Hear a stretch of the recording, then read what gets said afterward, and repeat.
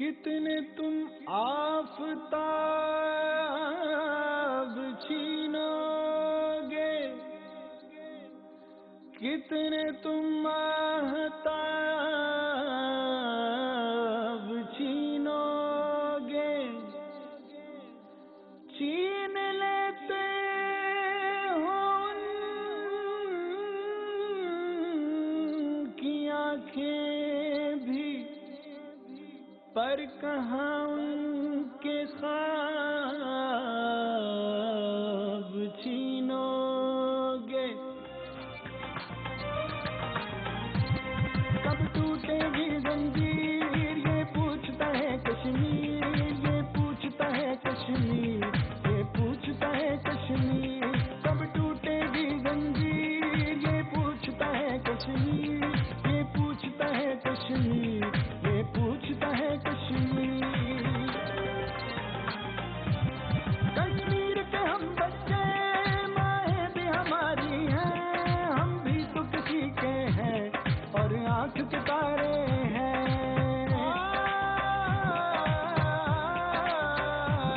کشمیر کے ہم بچے مائیں بھی ہماری ہیں، ہم بھی تو کسی کے ہیں اور آنکھ کے تارے ہیں۔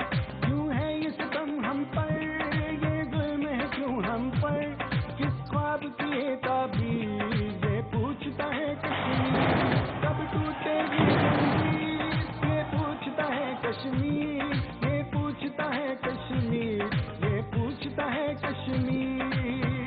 آنکھیں بھی ہماری اب گولی کا نشانہ ہے، ماؤں کے دامن بسم اللہ الرحمن الرحیم۔ ناظرین السلام علیکم، آپ دیکھ رہے ہیں آواز پاکستان عبدالباسط کے ساتھ، اور میرے ساتھ موجود ہیں ارم خان۔ السلام علیکم۔ وعلیکم السلام۔ جی ارم، ناظرین کو ذرا بتا دیجیے کائنڈلی۔ سر آج ہم بات کریں گے مریم نواز شریف اور نواز شریف کی خاموشی کے بارے میں۔ کیا نواز لیگ میں ایک دراڑ پڑ چکی ہے یا پڑنے والی ہے؟ اندر کی خبر کیا ہے اس کے بارے میں ہم بات کریں گے۔ ایک دوسری طرف ہم بات کریں گے ایران نے یوکرین کا مسافر طیارہ مار گرایا اور کہہ دیا کہ یہ ایک انسانی غلطی ہے، کہ انسانی جانیں اتنی کم قیمت رکھتی ہیں کہ ایک چھوٹی سی معمولی غلطی اتنے زیادہ خاندانوں کو اجاڑ دے۔ دوسری طرف ہم بات کریں گے، پروگرام کا دوسرا حصہ ہوگا، اس میں مقبوضہ جموں کشمیر اور بھارتی سپریم کورٹ کا جو کشمیر کے بارے میں ایک ڈیسیجن آیا ہے یا جو ایک انہوں نے سٹیپ لیا ہے اس کے بارے میں بات کریں گے۔ لیکن پہلے سے ہم مریم نواز شریف اور نواز شریف کی جو پراسرار خاموشی ہے اس کے بارے میں بات اس پہ تو وہ افتخار عارف کے دو اشعار بھی یاد آ رہے ہیں کہ عجب اعتبار و بے اعتباری کے درمیاں ہے زندگی، میں قریب ہوں کسی اور کے مجھے جانتا کوئی اور ہے، کبھی لوٹ آئیں تو پوچھنا نہیں دیکھنا انہیں غور سے، جنہیں راستے میں خبر ہوئی کہ یہ راستہ کوئی اور ہے۔ تو پہلی بات تو یہ ہے کہ میں سمجھ نہیں پا رہا کہ پی ایم ایل این کی سیاست ہے کیا۔ پہلی بات تو یہ ہے کہ نواز شریف صاحب گئے تھے 4 ہفتوں کے لیے، اب تقریباً کتنا وقت ان کو ہو گیا ہے، نومبر میں گئے تھے شاید جی، تو 3 ماہ تو ہونے کو آ گئے ہیں۔ 19 نومبر کو گئے تھے اور 3 ماہ ہونے کو آ گئے ہیں، اور کسی کو خبر نہیں ہے کہ وہ کیا ان کی صحت کیا ہے، پلیٹلیٹس اسٹیبلائز ہوئے نہیں ہوئے، تو کچھ پتہ نہیں چل رہا، یہ بھی معلوم نہیں پڑ رہا۔ خبر کہیں سنی تھی کہ انہوں نے اپلائی کیا ہے ایکسٹینشن کے لیے، لیکن اس کا بھی کوئی صحیح طور پہ چیز سامنے نہیں آ رہی۔ حکومت نے کوئی جتنا جانے پہ شور مچایا تھا، اب تو کوئی واپسی پہ کچھ خاموشی ہے۔ ان کو بھی شاید اطمینان اسی میں ہے ان کا کہ واپس نہ آئیں، شاید لگتا یہی ہے، بالکل، کیونکہ وہ بھی درد سر بن جاتے ہیں نا ان کے لیے۔ تو لیکن جو قائد ہیں پی ایم ایل این کے، وہ تو آج کارزائی صاحب سے بھی ان کی ملاقات ہوئی، کارزائی صاحب عیادت کے لیے گئے تھے، لیکن لگتا ہے گھر ہی میں ہیں، ہاسپٹل میں نہیں ہیں اب۔ بالکل، آپ وہ گھر میں ہی، چونکہ ہاسپٹل میں اس کو کنورٹ کر دیا گیا ہے، تو ان کے اپارٹمنٹ میں ہی ان کی ملاقات ہوئی۔ تو بہرحال یہ بھی ایک عجیب سا تماشا لگا ہوا ہے لندن میں۔ پھر ایک اور دیکھیے کہ شہباز شریف صاحب، مجھے تو ان پہ حیرت ہے کہ کیسے ہمارے سیاستدان ہیں جو کہ تھوڑی بہت مشکلات اور صعوبتیں برداشت نہیں کر سکتے۔ آپ اپوزیشن کے لیڈر ہیں، خدا کا خوف کریں۔ آپ پی اے سی کے چیئرمین بھی تھے، وہ چلیں آپ نے اس کو خیر آباد کہہ دیا، لیکن آپ اپوزیشن لیڈر ہیں، جب آرمی ایکٹ میں ترمیم ہو رہی تھی، آپ کو تو یہاں ہونا چاہیے تھا. بالکل. آپ نے تو صرف اکمپنی کیا تھا اپنے بڑے بھائی کو کہ اور کوئی اکمپنی کرنے والا ہے نہیں، جہاز میں ان کے ساتھ میں جاؤں گا. لیکن آپ کو بھی 3 ماہ ہو گئے اور پاکستان آنے کا آپ نام ہی نہیں لے رہے. مطلب آپ کے لوگوں نے آپ کو الیکٹ کیا ہے لندن کی آکسفورڈ یونیورسٹی اپنے اسٹریٹ میں شاپنگ کرنے کے لیے تو نہیں الیکٹ کیا نا. آپ کو الیکٹ اس لیے کیا ہے کہ آپ یہاں آئیے، جو آپ کے حلقہ ہے خاص طور پہ اس کو، ان کے مسائل کو آپ دیکھیے، جو ملک کے پھر اپوزیشن کے لیڈر کے طور پہ آپ بحیثیت ایک قومی رہنما کے، اور پھر آپ پریزیڈنٹ بھی ہیں پی ایم ایل این کے اس وقت، تو آپ پہ تو یہ لازم ہے کہ آپ اس وقت پارلیمنٹ میں ہوں، پاکستان میں ہوں، وہاں سے بیٹھ کے بیان آ جاتا ہے. کوئٹہ میں ہوا دھماکہ تو وہاں سے مذمت کر دی، بالکل. اور وہیں بیٹھ کے یہ سارے کام ہو رہے ہیں. ہمیں اس قسم کی سیاست نہیں چاہیے یار. میں تو خوش ہوں کہ یہ لوگ باہر گئے ہیں، لیکن اب یہ جو ہے باقی لوگوں کو بھی باہر چلے جانا چاہیے. اعتزاز احسن آج کہیں کہہ رہے تھے کہ اب عمران خان کو شاید پتہ نہیں ہے لیکن این آر او تو ہو گیا ہے. لیکن میں ابھی تھوڑا سا ہچکچاتا ہوں یہ بات کرتے ہوئے، کیونکہ این آر او اگر واقعی ہو گیا ہے تو پھر مریم صفدر کو جانا چاہیے پاکستان سے. ٹھیک ہے. جب تک وہ ہیں یہاں پاکستان میں. اور اب ایک کہانی نئی شروع ہو گئی ہے آرمی ایکٹ کی ترمیم کے حوالے سے کہ جی پارٹی کے اندر بڑی دراڑیں پڑ چکی ہیں. اندر کے سورسز بتاتے ہیں کہ خواجہ آصف جو ہیں وہ اس کے حق میں شاید نہیں تھے یا کچھ، وہ بھی مریم نواز کا گروپ چھوڑ کے چلے گئے ہیں. نہیں، لوگ تو جو میں نے لوگوں سے میری بات ہوئی ہے وہ تو ان کو الزام دے رہے ہیں خواجہ آصف کو کہ انہوں نے ہی سارا کام یہ خراب کیا ہے. اور بلکہ مریم تو یہاں تک کہہ رہی ہیں کہ مجھے تو کنسلٹ ہی نہیں کیا گیا. وہی نا، مریم نواز کا گروپ چھوڑ کے خواجہ آصف جا چکے ہیں. کیا کچھ سورسز کا یہ کہنا ہے؟ تو کچھ یہی ہے خواجہ. لیکن اور پھر میں ماننے کو تیار نہیں ہوں. اگر دیکھیے شہباز شریف نے یہ فیصلہ کیا ہے تو ان کا حق بنتا ہے کہ وہ پریزیڈنٹ ہیں پی ایم ایل این کے. لیکن بھارت انہوں نے مشاورت تو کی ہوگی نا. خواجہ آصف کوئی چھوٹے موٹے لیڈر تو نہیں ہیں، وہ تو مطلب ٹاپ لیڈرشپ میں آتے ہیں. یوں کہہ لیے کہ رائٹ ہینڈ مین ہیں یا تو شہباز شریف کے یا میاں نواز شریف کے. لیکن بھارت وہ ایک اہم لیڈر ہیں پی ایم ایل این کے.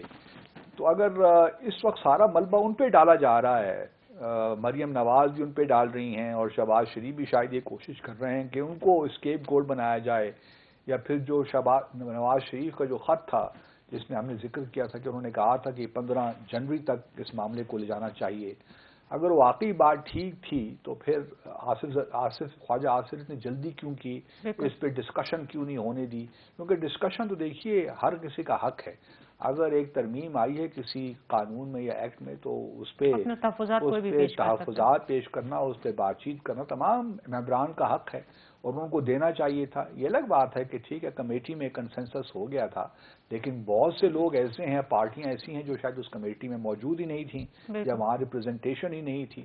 تو یہ ایک معاملہ ایسا ہے کہ پی ایم ایل این کو اس سے یقیناً دھچکا، سیاسی دھچکا تو لگا ہے، کیونکہ جو ان کا بیانیہ تھا اور کہ ووٹ کو عزت نہ دو اور سلیکٹڈ پرائم منسٹر، وہ ساتھ دھڑام سے نیچے آ کے گر گیا ہے.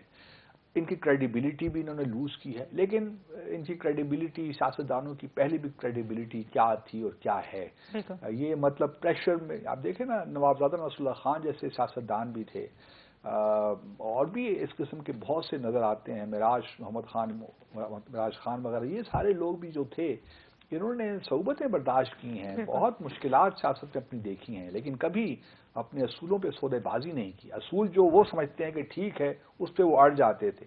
لیکن آج کل کی سیاست، اور اس کی بنیادی وجہ یہ ہے کہ ان کے سارے کبرڈز میں اتنے اسکیلیٹنز ہیں، مطلب کوئی حد نہیں ہے. کرپشن میں ایسے یہ مطلب جو باتیں ہو رہی ہیں جو پاناما لیک سے بھی نکلی تھیں یا بعد میں بھی، کہیں نہ کہیں تو سچائی ہے نا. اب دیکھیے یہ ہیڈ پہن کے ہمارے سامنے آ کے بیان دیتے ہیں، مجھے سب غصہ آتا ہے ان لوگوں پہ.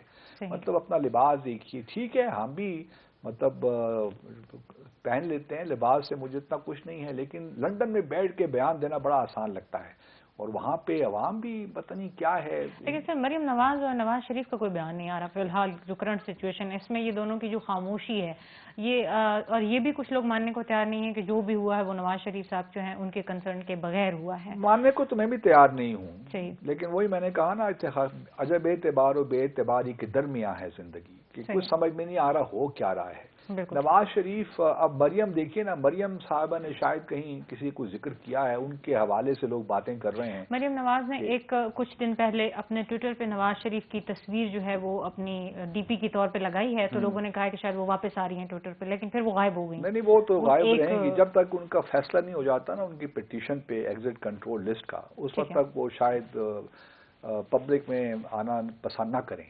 وہ ان کی اسٹریٹجی یہی ہوگی کہ بھی ذرا ہاتھ کھولا رکھو، جب میں لندن پہنچ جاؤں گی تو پھر میں بھی وہاں سے بیانات دوں گی، میں ہی وہاں سے ٹویٹ کیا کروں گی، مجھے وہاں سے چلوایا کروں گی، تو کون مجھے روکتا ہے؟ تو اب بدقسمتی ہے پی ایم ایل این کی، کیونکہ بڑے اچھے اچھے لوگ بھی موجود ہیں اور پھر ان کا تجربہ بھی ہے اسٹیٹ کراٹ میں، انہوں نے 3 دفعہ حکومت بھی کی ان لوگوں نے، تو یہ ایک اچھی جماعت بن سکتی تھی اگر یہ موروثی سیاست سے نکل آتی، لیکن بدقسمتی کے ساتھ چونکہ ووٹ بینک بنیادی طور پہ نواز شریف کا ہے، شہباز شریف کا بھی نہیں ہے، لیکن شہباز شریف کی جو ہے جو سیاست ہے وہ بنیادی طور پہ کہ بیچ کی راہ ہم نے اختیار کرنی ہے، ادھر بھی خوش رکھنا ہے ادھر بھی خوش رکھنا ہے اور بیچ کا راستہ لینا ہے، ایک جو فلیکسیبل ہیں وہ ہر معاملے میں، تو اس وجہ سے ان کی سیاست میں وہ کریڈیبلٹی نہیں رہتی۔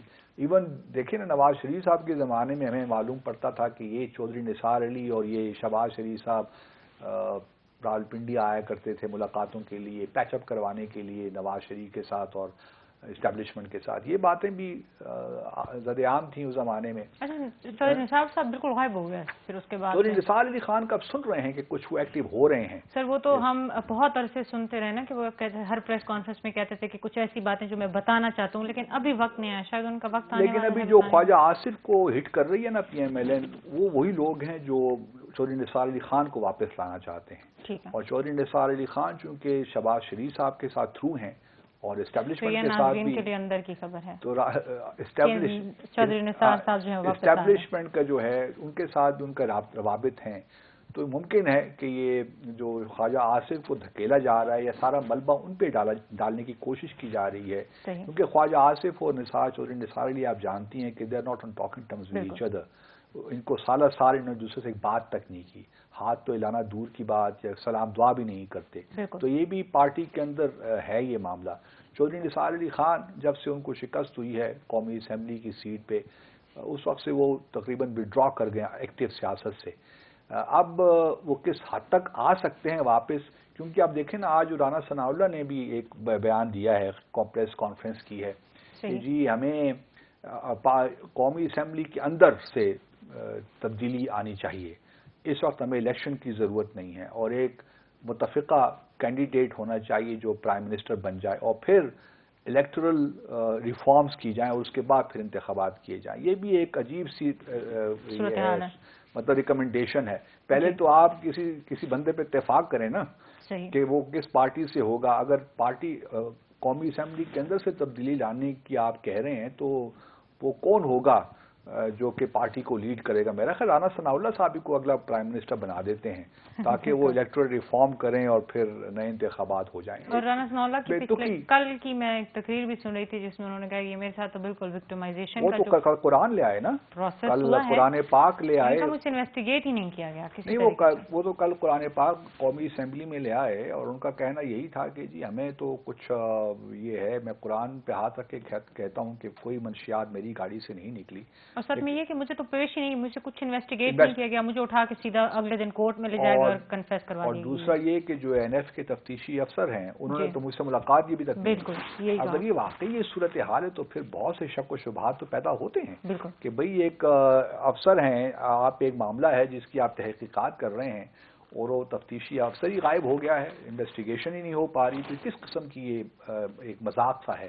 تو ہم نے پورے دیکھیں اے این ایف ایک بڑا کریڈیبل ادارہ ہے اور ہم پہلے بھی اس کا ذکر کر چکے ہیں، حکومت کو چاہیے کہ اے این ایف کو سیاست میں نہ الجھائے، اگر واقعی کوئی رانا ثناء اللہ کے خلاف، اور ابھی بیل پہ ہیں، ابھی کہنا بھی قبل از وقت ہے، ابھی ہم یہ نہیں کہہ سکتے کہ جی جو یہ رانا ثناء اللہ کہہ رہے ہیں وہ ٹھیک کہہ رہے ہیں، حالانکہ انہوں نے قرآن پاک پہ ہاتھ رکھا ہے، میری جرت نہیں ہوتی کہ میں نے کہوں کہ آپ ٹھیک نہیں کہہ رہے تھے، لیکن بھارت چونکہ مقدمہ کیس جو ہے وہ ابھی عدالت میں ہے، عدالت پہ ہے، عدالت نے فیصلہ کرنا ہے کہ آیا یہ مجرم ہے یا بے گناہ ہے، تو ہمیں اس وقت یا رانا ثناء اللہ صاحب کو بھی یہ جو ہے ٹھیک ہے، انہوں نے اپنی پوزیشن واضح کر دی ہے اور کل یہ بھی کہا ہے کہ میں صرف اس لیے کہہ رہا ہوں کہ میں پارلیمنٹ کے ریکارڈ پہ یہ بات لانا چاہتا تھا، لیکن یہ وہی باتیں ہیں ساری جو اس پہ آپ کس پہ یقین کریں کس پہ نہ کریں یہ تو اب عدالت فیصلہ کرے گی. نون لیگ کا سپورٹر جو ہے وہ اس نے سوشل میڈیا پہ بیٹھ کے بہت درگت بنائی ہے. یار کیا فرق پڑتا ہے، یہ پی ایم ایل این کے جو ووٹرز ہیں یو ٹرن لے لیا ہے ہمارے والٹے فاسٹ انہوں نے لیا ہے، یو ٹرن بھی آپ اسے کہہ لیں کچھ بھی کہہ لیں، لیکن بدقسمتی ووٹرز ہی کی ہے نا کہ بار بار انہی لوگوں کو ووٹ دیتے ہیں. یہ بھی ہمارا قصور ہے کہ ہم جانتے نہیں سمجھتے نہیں اور کوشش نہیں کرتے کہ ذرا مینیفیسٹو پڑھ لیں کسی پارٹی کا، ان کی پرانی ان کا دیکھ لیں کہ کس طرح انہوں نے پرفارمنس دیکھ لیں اور پھر اپنا ووٹ کا استعمال کریں.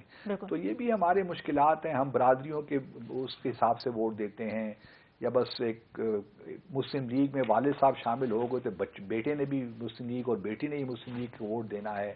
تو یہ بھی ہمارے ہاں چلتا ہے، جہاں پہ موروثی قیادت چلتی ہے دوسری طرف موروثی ووٹرز بھی چلتے ہیں. تو یہ دونوں ساتھ ساتھ چل رہے ہیں، اس لیے پاکستان کا جو جمہوری کلچر ہے وہ صحیح معنوں میں آرگینیکلی ڈیولپ نہیں ہو پایا، اس طرح اسٹرینتھن نہیں ہو پایا جو ہونا چاہیے تھا. اور یہ تو ہم پچھلے 2 سالوں سے اسی بات کا رو رہے ہیں، لیکن کون سنتا ہے. ناظرین ایک چھوٹا سا بریک، اور بریک کے بعد ہم بات کریں گے ایران کے بارے میں.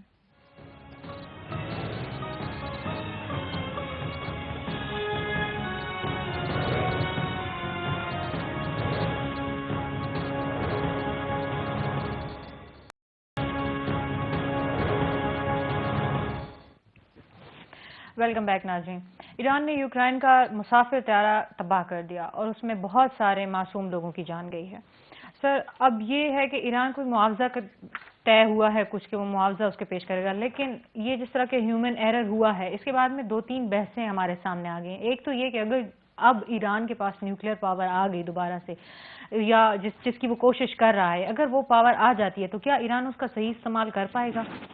نہیں اس کا دیکھیے پہلے تو چلیں ہم اس سے پہلے کہ اس پہ بات کروں میں تھوڑا سا ہمارے وزیر خارجہ کی بات کرنا ہی بہت ضروری ہوتا ہے نا، اس کے بغیر تو ہمارا پروگرام مکمل نہیں ہوتا. کیونکہ وہ ہر ویکینڈ پہ آ کے ہمیں لیکچر دیتے ہیں خارجہ پالیسی پہ.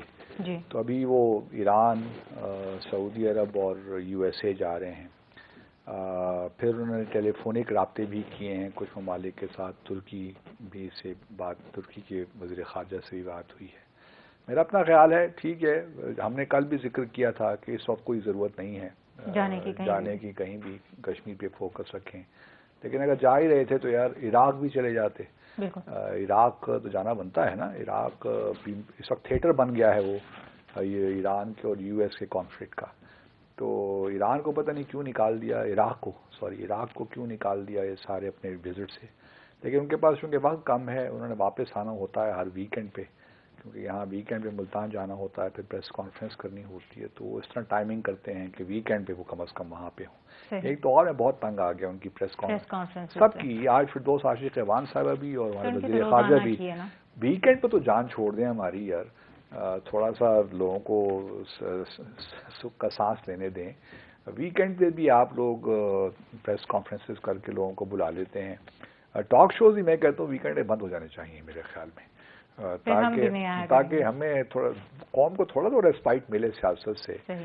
تو جمعے سے لے کر اتوار تک کوئی ٹاک شو نہیں ہونا چاہیے. چلیں اگر کر لیتے ہیں تو جمعے کے دن کر لیں، ہفتہ اتوار کو کوئی ٹاک شو نہیں. یہ میری تجویز ہے. کون مانے گا اس کو، بہرحال تجویز دینے میں کیا حرج ہے.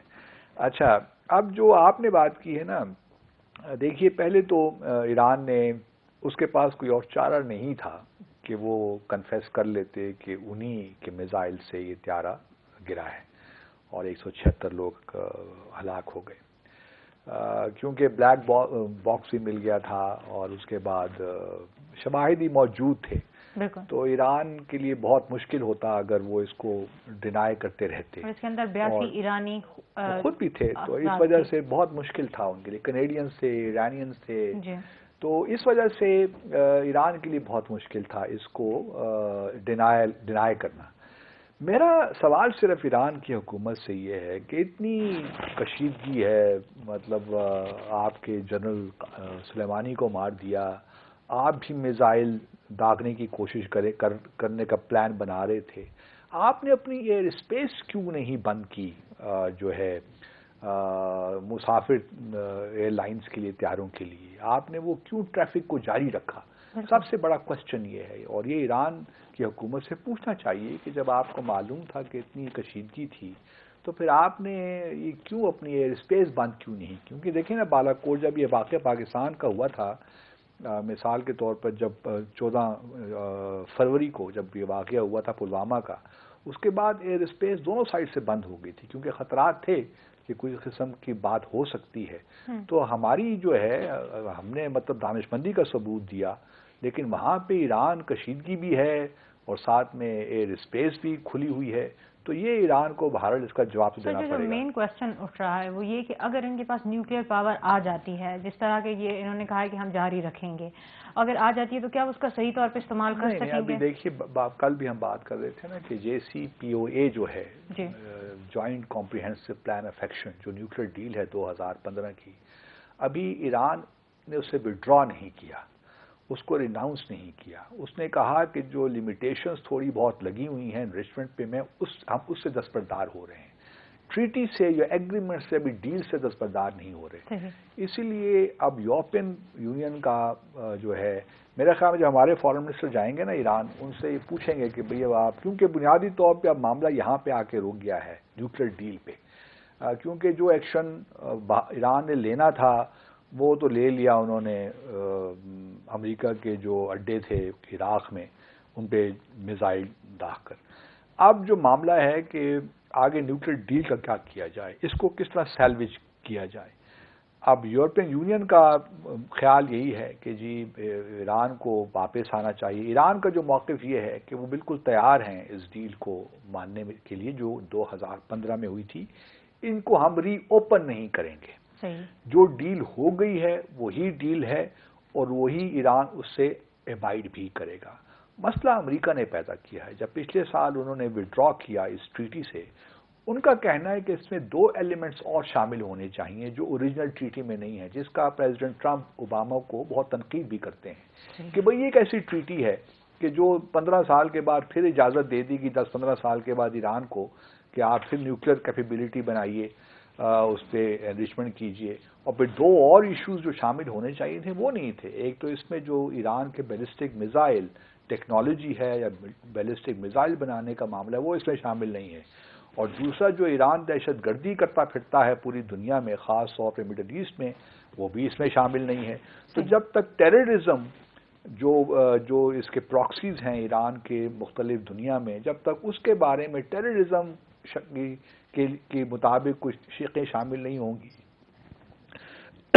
سوری، یا جو ہے اپنا کیا کہہ رہا تھا میں، ایران کی جو میزائل کی شقیں اور دہشت گردی کی شقیں، جب تک وہ شامل نہیں ہوں گی اس وقت تک یہ ٹریٹی امریکہ کو منظور نہیں ہے۔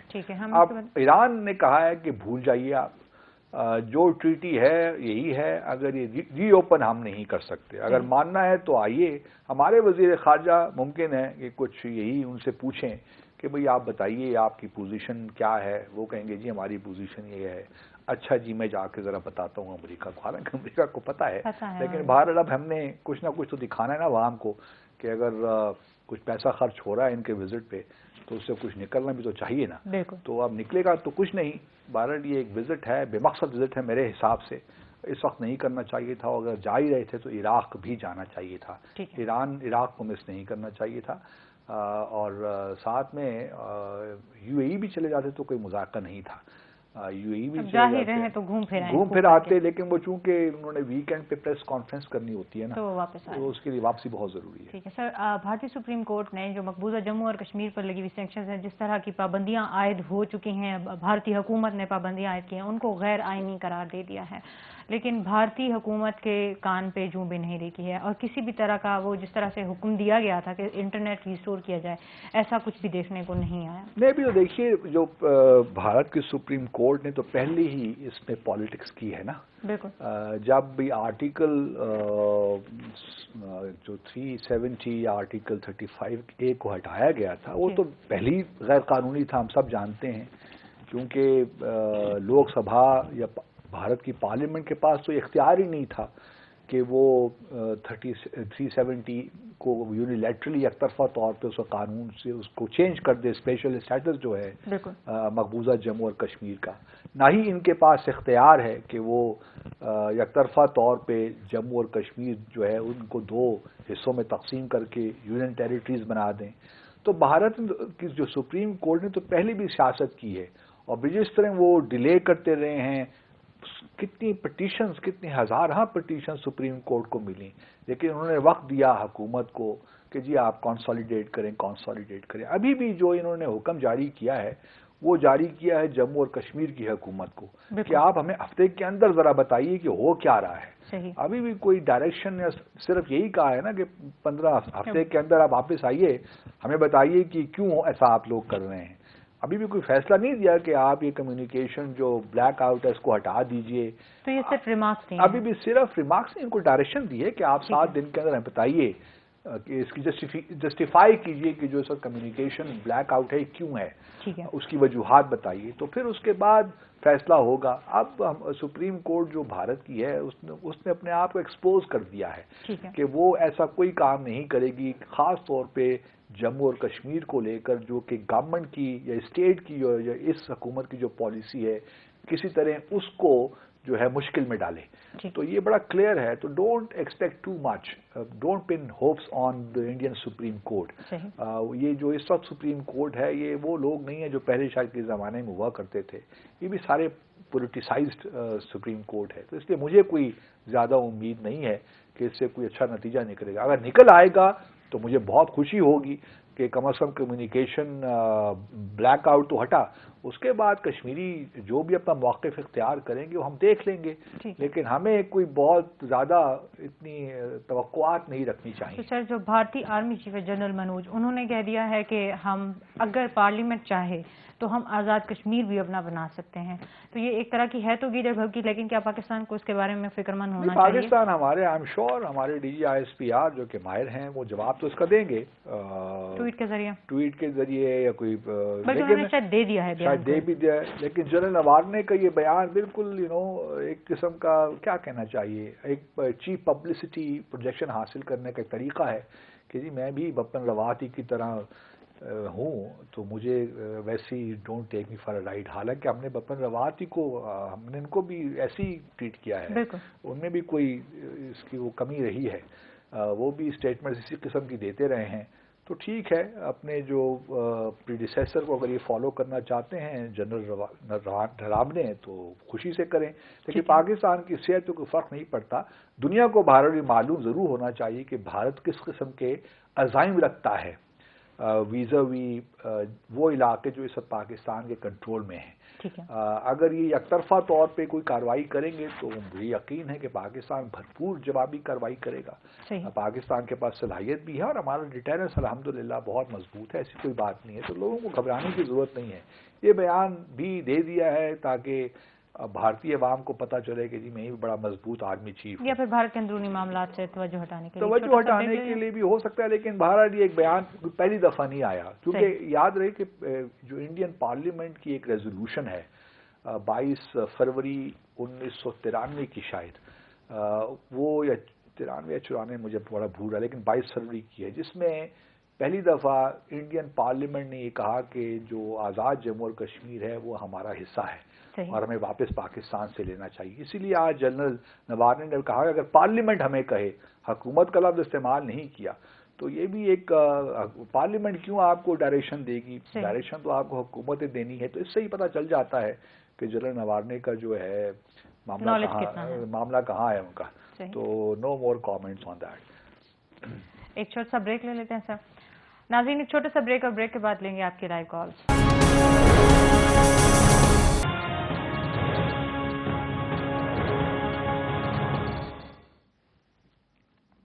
ویلکم بیک ناظرین، کراچی سے ہمارے ساتھ شہاد موجود ہیں کال پہ۔ السلام علیکم شہاد صاحب۔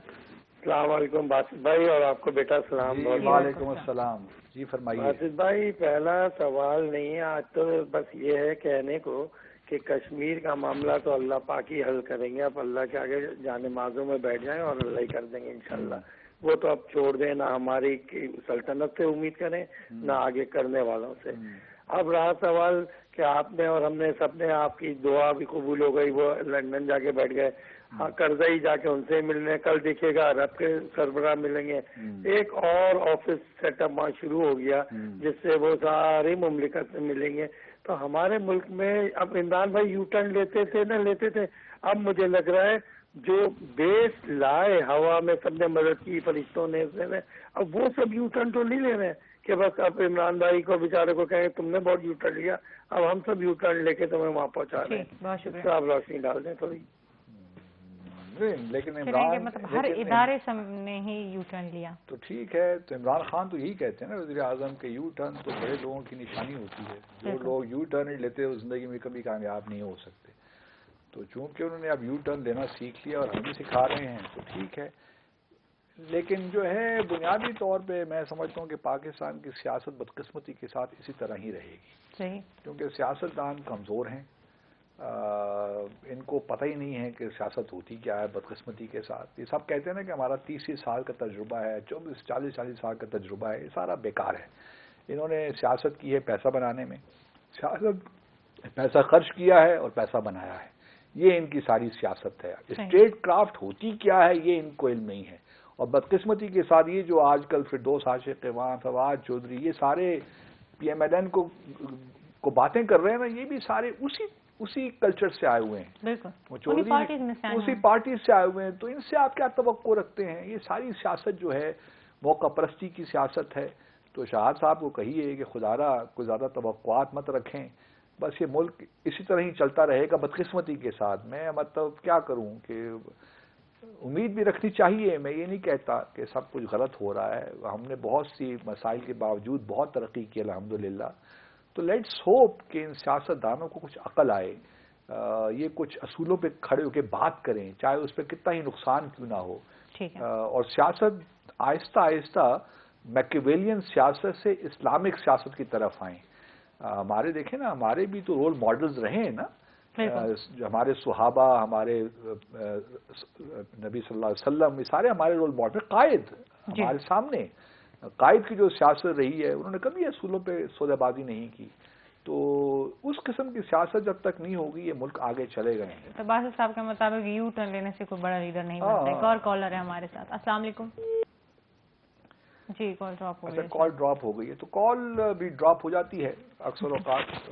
لیکن مجھے نہیں معلوم کہ اب کال کبھی جو ہے قائد نے جو وہاں سے خواجہ آصف کو کال کی ہے کہ نہیں کی، کیونکہ ٹھیک ہے ان کی طبیعت تو خراب ہے، لیکن سنا ہے کہ انہوں نے کوئی کال کی ہے خواجہ آصف صاحب کو، ان کی کلاس بھی لی ہے. السلام علیکم. السلام علیکم. جی وعلیکم السلام. کون صاحب؟ طارق بات کر رہا ہوں کراچی سے. جی فرمائیے کیا کہنا چاہتے ہیں. باسط بھائی جب ہلاکو خان افغانستان میں آیا تھا تاج سے دبانے کے لیے تو اس نے سب 3 جملوں کی تقریر کی تھی. پہلا جملہ اس نے یہ کہا تھا کہ میرے بھائیوں بہنوں، جب اللہ پاک کسی قوم کو تباہ کرنا چاہتا ہے تو اس پر عذاب مسلط کر دیتا ہے. دوسرا جملہ اس نے استعمال کیا تھا کہ میرے بھائیوں بہنوں میرے چہرے کو غور سے دیکھو، میں تم پر اللہ کا بھیجا ہوا عذاب ہوں. اور تیسرا فقرہ اس نے یہ کہا تھا کہ میرے بھائیوں بہنوں میں یہ دیکھ رہا ہوں کہ سروں کی فصل پک کر تیار ہو چکی ہے اور اب اس کی کٹائی کا وقت آ گیا ہے، اور تاریخ شاہد ہے کہ اس نے کھوپڑیوں کے مینار بنا لیے تھے. کہنے کا مقصد یہ ہے کہ اس ملک کو بھی اگر باوقار بنانا ہے تو یہاں پہ بھی ایک ہلاکو خان چاہیے. یہ بات میں نے پہلے بھی ایک پروگرام میں کہی تھی. یہ ہلاکو خان باہر سے آئے گا کہ اندر کا ہلاکو خان؟ یہ اندر سے ہی آئے گا. اندر سے ہی آئے گا. ٹھیک ہے. یہ میں نے پہلے بھی ایک مرتبہ یہ بات کہی تھی کہ پاکستان کی آبادی 22 کروڑ ہے. اگر اس کے صرف 2% آبادی کو آپ نشان عبرت بنا دیں تو باقی 98% میں سے وہ صرف 2% ایسے نکل آئیں گے کہ جو ان سے زیادہ ایماندار، ان سے زیادہ مخلص، ان سے زیادہ پروفیشنل، ان سے زیادہ تجربہ کار ہوں گے اور ملک کو کہیں سے کہیں پہنچا دیں گے. بہت شکریہ. طارق صاحب بھی ٹھیک کہتے ہیں. اب ہلاکو خان سے کیا مراد ہے؟ لیکن سر اس طرح یہ جو سزائیں مطلب پبلکلی دینے کا اگر کانسیپٹ ہو تو وہ تو پھر جنرل ضیاء کے دور میں یہ ہوا. سعودی عرب میں بھی تک ہو رہا ہے ایسی کیا؟ ابھی تک ہو رہا ہے. اور ہمارے ملک کی اگر بات ہو تو ضیاء کے دور میں یہ ہوا اور کوئی اس سے فرق نہیں پڑا. شاید اس زمانے کے حالات ڈفرنٹ تھے. شاید ابھی کریں نا کسی قائد کو یا کسی بندے کو جو سیاسی لیڈر ہو تو وہ اس سے کرپشن میں، جس طرح چائنا میں ہوتا ہے کسی کو لٹکائیں کرپشن میں تو پھر بات بنے، لیکن یہاں تو پلی بارگین جان نہیں چھڑا رہی. وہ کل چودھری فواز صاحب اسلامی نفسیاتی کونسل کے پیچھے پڑ گئے ہیں کہ آپ نے بات کیوں کی. پلی بارگین تو بڑا ضروری ہے، کہ خدا نہ خاصا ہم بھی پکڑے گئے تو کوئی تو راستہ میرے نہ مان لی رہے. مطلب میں ہی نہیں کہہ رہا خود کہ چودھری فواز صاحب کسی ایسی چیز میں الجھے ہوئے ہیں، لیکن کل جب یہ حکومت میں نہیں ہوں گے دیکھا جائے تو کل ان کے خلاف بھی بہت سے کیسز بنیں گے، پھر یہ چھپتے پھرتے رہیں گے آگے پیچھے. ان کو ہم لندن میں پایا کریں گے انشاءاللہ. ایک کالر ہے ہمارے ساتھ. السلام علیکم. السلام علیکم. جی وعلیکم السلام. Sir hope you will be fine. Sir میرا ایک کوشچن ہے جو میں پوچھنا چاہ رہی ہوں، کیونکہ آج کشمیر کا ہی ٹاپک ہے. تو میں یہ پوچھنا چاہ رہی تھی، مولانا صاحب جو ہے وہ 20 سال مطلب کشمیر کمیٹی کے چیئرمین رہے ہیں، احتساب سب کا ہو رہا ہے. تو میں یہ پوچھنا چاہ رہی تھی کہ کشمیر لیسٹ ٹاپک ہے، سب سے نہ ڈسکس کیے جانے والا ٹاپک ہے، بہت معمولی ٹاپک ہے کشمیر کہ مولانا صاحب کا احتساب نہیں ہو رہا، یا پھر نیب غیر جانبدار نہیں ہے؟ تو کائنڈلی اس پہ مجھے بریف کیجیے گا، کیونکہ آپ اس پوسٹ پہ رہے ہیں. آئی ہوپ کہ آپ بہتر مجھے اس کا جواب دے سکتے ہوں گے. بہت شکریہ. یہ بات میں بھی جب کرتی ہوں کہ مولانا فضل الرحمان کو کیوں نہیں نیب بلا رہی، تو آپ ہمیشہ کہتے ہیں کہ وہ نہیں. مولانا دیکھیں نا، اب تو خود ہی اب تو جو نیب جو آرڈیننس تبدیلیاں لا رہے ہیں، تو اب کہہ رہے ہیں کہ جو انکمپیٹنس ہے وہ اب شامل نہیں ہوگا نیب میں. اگر کسی آفیشیل نے لیٹ سے غلط فیصلہ کر لیا لیکن اس میں اس کو کوئی فائنینشیل کوئی فائدہ نہیں ہوا، تو وہ انکمپیٹنس وہ اس میں شامل نہیں ہوگی. ٹھیک ہے. تو مولانا فضل الرحمان کا معاملہ انکمپیٹنس کا بھی نہیں ہے، میرے خیال میں لیک آف کمٹمنٹ تھی اس زمانے میں. ایون چونکہ نواز شریف صاحب جاتے کہاں رہے، فنڈس جاتے رہے، فنڈس کچھ انہوں نے وزٹس بھی باہر کیے ہیں یہاں پہ، کیونکہ میں نے خود کوئی بہت سے یہ لنچ اور ڈنر اٹینڈ کیے جس میں حریت کو بلایا کرتے تھے. یہ تو فنڈس تو اب اس کا حساب ہونا چاہیے. میں تو نہیں کہہ رہا، آڈٹ تو ہونا چاہیے، اور آڈٹ ہوتا بھی ہے ہر سال، ایسی کوئی بات بھی نہیں ہے. تو اگر آڈٹ والوں نے کوئی چیز ان کو نہیں ملی تو پھر تو ہم مولانا صاحب کو اکاؤنٹیبل نہیں کر سکتے. لیکن اگر واقعی کوئی ایسی ان کو ہیرا پھیری نظر آتی ہے فنڈز میں جو کشمیر کمیٹی کے تھے، لیکن اس کا ایک پروسیجر ہوتا ہے. چیئرمین کے پاس آتے ہیں کہ میرا اپنا خیال ہے کہ chairman is not authorise to directly spend. وہ پھر نیشنل اسمبلی کا جو اسپیکر ہے وہ اتھرائز کرتا ہے، تب کہیں جا کے فنڈز ریلیز ہوتے ہیں. تو یہ کوئی اتنا آسان نہیں ہے. لیکن مولانا صاحب کے آڈٹ اگر ہوتا ہے تو بڑی اچھی بات ہے، اس میں کوئی مذائقہ نہیں ہے. اور دوسری بات یہ، کشمیر بالکل عظمیٰ صاحبہ نے ٹھیک کہا، کشمیر ہمارے ریڈار سے اب نکلتا جا رہا ہے، نکل چکا ہے. جو پہلے بھی مولانا فضل الرحمان کو کیا روئے ہیں، اب تو فخر امام صاحب بھی انہی کی روش پہ چل پڑے ہیں. تو کیا، حالانکہ 5 اگست کے بعد سچویشن بڑی تبدیل ہو گئی ہے، غیر معمولی طور پہ تبدیل ہوئی. اگر ہمارے وہی رویے تھے جو پہلے تھے تو پھر تو اللہ خیر کرے. کشمیر تو پہلے بھی کوئی اتنی پالیسی ہمیں نظر نہیں آئی، نہ کوئی سفارتکاری نظر نہیں آئی. اور اگر یہی حال ہے تو ٹھیک ہے، پھر پارلیمنٹری کمیٹی کو ختم ہی کر دینا چاہیے میرے خیال میں. یہ بھی ایک وائٹ ایلیفنٹ ہے ہمارے لیے. جو اتنا پیسہ ہم خرچ کرتے ہیں کس لیے؟ ان کی تقاریر سننے کے لیے تو ہم پیسہ خرچ نہیں کرتے. آئے روز ایک تقریر، ایک پریس کانفرنس، ایک ادھر جانا ادھر اسٹیٹمنٹ دینا، اخباروں میں تصاویر آ جاتی ہیں. تو اس کے لیے ہم نے رکھا ہوا ان لوگوں کو. تو میرا تو خیال ہے پارلیمنٹری کمیٹی جو کشمیر کی ہے اس کو ختم کر دینا چاہیے. آج ایک اور پروپوزل دے دیے، دیکھیں میں نے آپ کو کشمیر پہ. ٹھیک ہے. السلام علیکم. جی وعلیکم السلام. میں ہمایوں بول رہا ہوں راولپنڈی سے. جی ہمایوں صاحب فرمائیے. آپ دونوں کو جی السلام علیکم. میں شعر بولوں گا جی کہ یہ فتنہ آدمی کی خانہ ویرانی کو کیا کم ہے، ہوئے تم دوست جس کے دشمن اس کا آسماں کی وہ. بات یہ ہے جی کہ ہم نے 2 چیزوں کا فرق کرنا ہے، یا غیرت کے ساتھ جینا ہے یا بے غیرتی کے ساتھ جینا ہے. یہ جب تک ہمارے اندر نہیں آئے گا ہم قوم نہیں بن سکتے. یہ میں آپ کو بتاتا ہوں پچھلے 4 سال سے کیا سن رہے ہیں. کسی ٹی وی اینکر کو دیکھ لیں آپ، کسی ٹی وی پروگرام کو دیکھ لیں، نواز شریف نواز شریف نواز شریف. میں تو ابھی یہ پوچھا ہوں کہ ان کے پاس نواز شریف کے خلاف کچھ ہے ہی نہیں ہے. پہلی بات یہ ہے. دوسری بات یہ ہے کہ آپ کشمیر کی بات کر رہے ہیں، کشمیر کی بات آپ کر رہے ہیں کہ جو 9 لاکھ فوج رکھی ہوئی ہے ہم نے، یہ کس لیے رکھی ہوئی ہے؟ یہ ایٹم بم کس لیے ہے؟ اسلحہ کیوں لے رہے ہیں؟ پھر دیکھیں نا، غیرت کے ساتھ جینا ہے نا. مرنا تو ہے نا یار، ایک دفعہ مرنا ہے تو مر جائیں، کیا ہوگا بھائی؟ افغانستان والے کیا آج بھوکے مار رہے ہیں سارے؟ انہوں نے 42 ملکوں کے ساتھ لڑائی لڑی ہے، کچھ 35-40 ہزار بندہ تھا. آج سارے ان کی منتیں کر رہے ہیں، جا کر ان کے جوتوں میں پڑ گئے ہیں سارے. کبھی پاکستان کو ڈالتے ہیں، کبھی کویت کو ڈالتے ہیں، کبھی سعودی عرب کو ڈالتے ہیں. یہی کچھ ہو رہا ہے نا. تو آپ کی غیرت کدھر گئی ہے؟ میں تو کہتا ہوں ایسا قوم ہماری غیرت کہاں چلی گئی ہے؟ مایوس صاحب دیکھیے، اب ٹھیک ہے، میں ان کے جذبات کی بڑی قدر کرتا ہوں، معاملہ وہی بدرافیہ کا ہے نا. جو بدرافیہ ہے اس ملک کی وہی اس ملک کو کہیں جانے نہیں دے رہی. عوام تو ویسے ہی پیسی ہوئی ہے، لیکن جو بدرافیہ کی جو یہاں پہ پریویلیجز ہیں، جو ان کی عیاشی ہے اس ملک میں، اس کو وہ جانے نہیں دیں گے اتنی آسانی سے. اس سے چاہے ہماری غیرت، ہماری اہمیت کہیں بھی چلی جائے، لیکن جو ان کے عیاشی ہیں، عیش و عشرت کی جو زندگی وہ گزار رہے ہیں ملک میں، پاکستان میں، اس پہ وہ کمپرومائز نہیں کریں گے. اور ہمایوں صاحب ٹھیک کہتے ہیں ایک لحاظ سے. کیا کیا جائے اب.